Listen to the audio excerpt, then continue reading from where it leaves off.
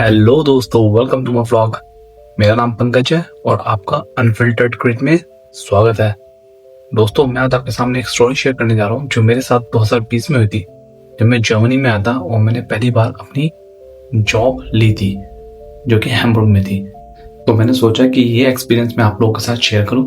तो आओ मैं आपको बताता हूँ मेरे साथ क्या हुआ था 2020 में। तो दोस्तों, मैं जर्मनी में काम करता था एक छोटी सी कंपनी में। मालिक एक ईरानी था। वो 35 से 40 साल का था, लेकिन मेरे साथ बहुत अच्छे रिलेशन बन गए थे उसके। हम हैम्बुर्ग में काम करते थे।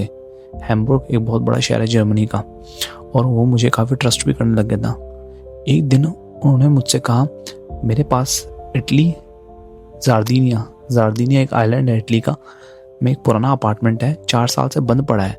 तुम वहाँ जाकर कुछ ज़रूरी सामान ले आओ, चाबियाँ मैं दे दूँगा। मुझे थोड़ा अजीब लगा, लेकिन काम था तो मैंने हाँ कर दी। और मेरा इंटरेस्ट भी था घूमने में, अलग अलग देशों में, तो इसलिए भी एक रीज़न था हाँ करने का। अगले हफ्ते की फ़्लाइट बुक कर दी गई और मैं निकल पड़ा इटली अकेले। जब मैं जार्दिनिया पहुंचा तो वहाँ की खूबसूरती देखकर दिल बहुत खुश हो गया, लेकिन जब उस अपार्टमेंट के बाहर खड़ा हुआ तो माहौल बिल्कुल अलग था। पुरानी बिल्डिंग, खामोशी और एक अजीब सी ठंडी हवा थी। मैंने चाबी निकाली और दरवाज़ा खोलने की कोशिश की, पर दरवाज़ा बहुत ही सख्त था, मेरे से खुला नहीं। तो मैंने क्या सोचा कि मैं चाबी खोलने वाले को बुला लेता हूँ, लेकिन लॉक नहीं खुल रहा था। मैं इटालियन भाषा बिल्कुल नहीं जानता था, इसलिए मदद मांगना भी मुश्किल हो गया था। तब मैंने गूगल पर सर्च किया लॉक स्मिथ इन जार्दिनिया। किसी तरह एक लॉक ब्रेकर को बुलाया, उसे इंग्लिश भी नहीं आती थी। मैंने हाथों से इशारा किया, गेट खोलो। करीब 20 मिनट तक वो लगा रहा दरवाजे पे तोड़ने में। उसने ऑलमोस्ट ताला तोड़ दिया। मैंने उसे पैसे दिए और जैसे ही मैंने अंदर कदम रखा, मुझे लगा एक अजीब सी महसूस होने लगा, जैसा होता नहीं है, बिल्कुल स्ट्रेंज तरीके से। बहुत ही अजीब फीलिंग थी वो। घर बिल्कुल वैसा ही था जैसे 4 साल पहले छोड़ा गया था। धूल की मोटी परतें, बंद खिड़कियां और अजीब सी हवा। तभी मेरे फोन पर कॉल आया, बॉस का था। उन्होंने मुझसे पूछा, तुम अंदर हो? मैंने कहा हाँ, अभी आया हूँ। फिर उन्होंने मुझे कहा, तुम कोई अजीब सी गंध महसूस कर रहे हो, अजीब सी स्मेल। मैं एकदम चौंक गया। भाई, मेरे को लगा ये क्या बोल रहा है। मैंने जवाब दिया, क्यों, आपको कैसे पता? वो बोले, बस यूं ही पूछ रहा हूँ, ध्यान रखना।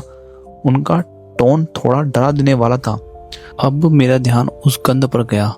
हाँ यार, कुछ तो था, हल्की सी सड़ी हुई बदबू, लेकिन इतनी हल्की कि महसूस करने में टाइम लगे। मैं थोड़ा डरने लगा, लेकिन फिर सोचा शायद बस पुरानी नमी की वजह से होगा। मैंने सामान ढूंढना शुरू किया। पुरानी अलमारी खोली, जो दराजें होती है नीचे की, वो देखी। फिर मुझे एक कमरा दिखा जो थोड़ा खुला हुआ था पर अंधेरा था। जैसे ही मैं उस कमरे के पास गया, गंध थोड़ी तेज होती गई।